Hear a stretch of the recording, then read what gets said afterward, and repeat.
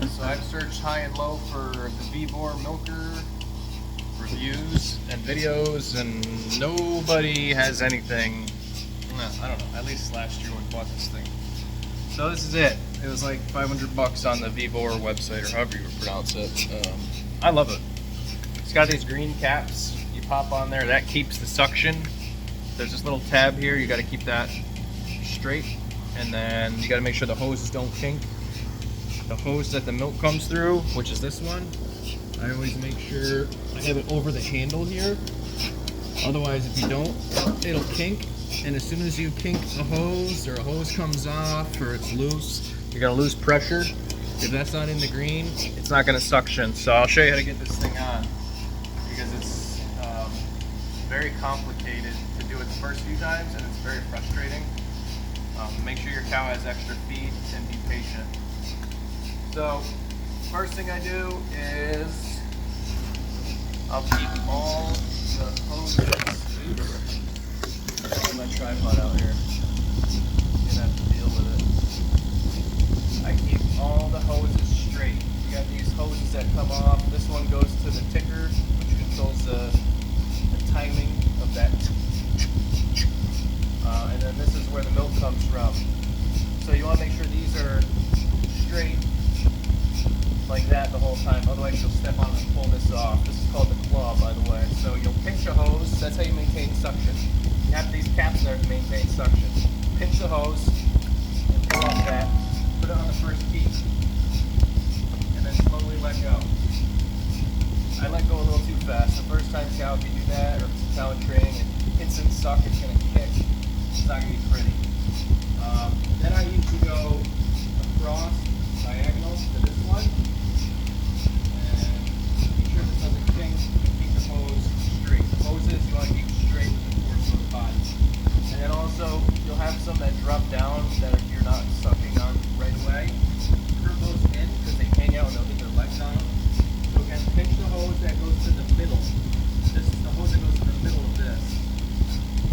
One you want to pinch, and then I go across the opposite side, slowly release, and I'm on.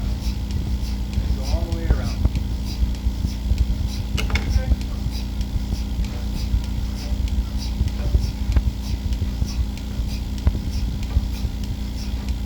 And then the last one. Okay. So now we can walk around and check things out. You don't want to drop these and get them dirty, because those go inside the claw when you're done. So this is what I was talking about. So this tube, so you got a cap with 3 inlets. You can see the 3 inlets, 1, 2, 3. So this is, I call it the ticker. It's called a pulsator, I guess.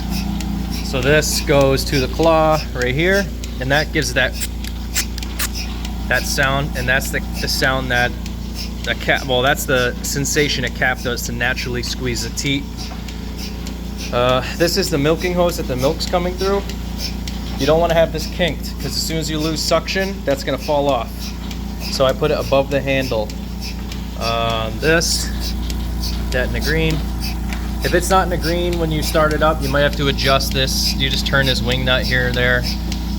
Other things I've noticed, if you can't get suction with this thing randomly one day, this here, if you pull this, it'll slide like this and you'll lose suction. So you want to make sure you push it back. So this circle here should be centered with this. So it's a straight line right here. If this is out here, then it's gonna let air in and it's not gonna work. So that's something that drove me nuts. But this thing works awesome. To clean it, I'll pull the claw off when we're done. So when you're done milking, turn it off and then it'll kind of fall off. You just pull it off of her. Then I'll suck water out, suck water into here, and then I'll pull this cap off and then spray that out to get the water out. And then I'll do a little soap and water again, and then I'll suck water again to clean it. Professional dairies have a better way of doing it probably. This is what we do. We don't use any heavy chemicals because we're, you know, I call it uncertified organic. We use natural stuff. So, all right, hopefully this helps somebody. This Vevor milker is awesome. You really can't go wrong for the money. There's all these belly milkers and stuff that are like $2 or $3 grand, and I just couldn't justify it. This is like $400 or $500, and I mean, we've been using it for a year with no issues at all. Just little things that I didn't know how to use the machine. So comment if you have questions. I'd love to help. Good luck.